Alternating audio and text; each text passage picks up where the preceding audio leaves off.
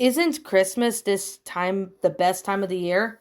Barbara asked in a cheery tone after she drank her cup of eggnog. Of course, everyone waits patiently for the year to go by for this day, Laura said, watching the children open presents. The house was packed with people, mostly with Laura's family, people she knew and family members she didn't remember. Everyone was all around the Christmas tree, either on the floor or couches. All that Laura could hear was the family talking to one another and the sound of paper being ripped open. She had a cup of tea in her hands and a jolly smile printed on her face as she looked at the children she usually saw once or twice a year. One kid got a toy dinosaur in a box, while little girl received a nail polish and a Barbie doll with a dark blue dress on. The teens opened their presents to find money and electronics, like $20 to $30 or a new phone. Adults in the family got cards, little decorations, and other useless items. Sarah, who was Barbara's daughter, entered to the back of the tree to see if she could find any stowaway gifts hidden in the back. She got a small present in the mail, with that being a very plain light blue wrapping paper. It seemed to be wrapped in a hurry, like someone completely forgot about, and Laura gave her something random. Sarah waved at Laura, but she didn't notice her, even when she called her. "Hey sis, she's flagging you down over there," Barbara said as she pointed to where Sarah was. Laura looked to where Barbara was pointing at and saw the gifts in Sarah's hand. She got up and walked towards the dodging children and opened empty boxes with holiday wrapping paper at their sides along the way. Laura bent down and grabbed her present, saying thank you to Sarah as she went back. She sat back in her original spot next to Barbara and opened the gift. The wrapping paper was poorly done, but the box itself looked very exquisite. The box had a painted in dark green detail vines around it, wrapping against one another as it went around the box. The box itself was a light brown tan color that looked like sand directly off from the beach. "Wow, it looks wonderful. Open it," Barbara said, waiting anxiously for the revealing of what was in the box. Laura opened it diligently as to not damage the box itself. It was like a piece of priceless art.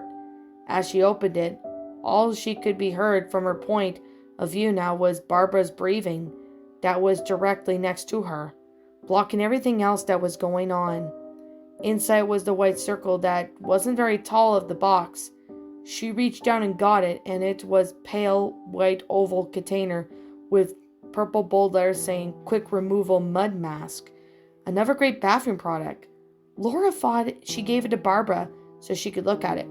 "Thank you, she tried to yell, but quickly tried to stop. She rapidly tried to find the name of the wrapping paper that wasn't her own, but found nothing. Barbara handed it back to Laura so she could find out who it was from. "Who gave me this one?" Laura said in a confused, rushed tone. Everyone just stared at her. It was mostly silent until everyone responded with a "I don't know" or "It wasn't me." No one had the intentions to give her something for the reunion other than Barbara. Again, as every year, she then placed the mud mask into the artistic box and everything went back to normal. "Maybe it was someone that left early? At least you got something from someone else," Barbara said, with a small smile on her face. "Yeah, well, thanks for having the reunion at your place. My place is way too small for all these people," she said, also with a smile upon her face. Barbara responded with a smile, and she said she was going to meet with the other people. So she left to the other sides of the house. Laura wasn't a people person. Maybe that's why she doesn't usually get anything for the holidays, other than from her sister. She waited patiently for the next 3 hours to pass by. As the time of the family members left, Laura felt relieved and sighed. She then quickly went up to Barbara, who had just entered the living room. "I can stay here for the night and leave in the morning?" Laura asked. "Of course, you could stay here for as long as you like in the guest bedroom upstairs," Barbara said, with a happy expression on her face. Laura helped Barbara with the cleaning the house, wrapping the paper, and all around the tree. Dishes needed to be done and etc. As she was done with that, she wished Barbara a good night and sleep along with Sarah and picked up her gift, headed towards her old room, to which she knew was a guest room since she did live here before getting a house of her own. The room looked very plain, with a closet, a dresser, and a little counter next to the bed with the alarm clock on it. The room was not how she remembered it used to be. She remembered loved living there with her sister before, but now it was time to move on. The room had a bathroom that connected to Barbara's room on the other side. She didn't bring any of her things like cleansing pads, makeup, toothbrush, and clothes, but she didn't care.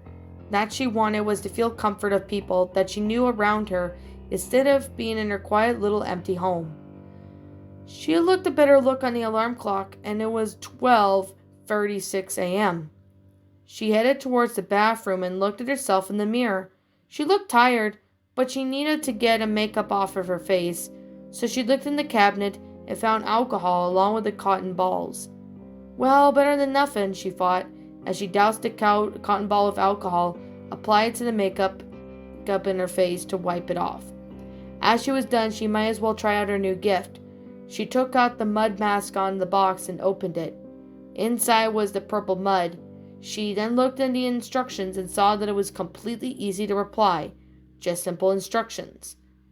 She didn't have that many zits on her face, so she just applied it everywhere for the hell of it.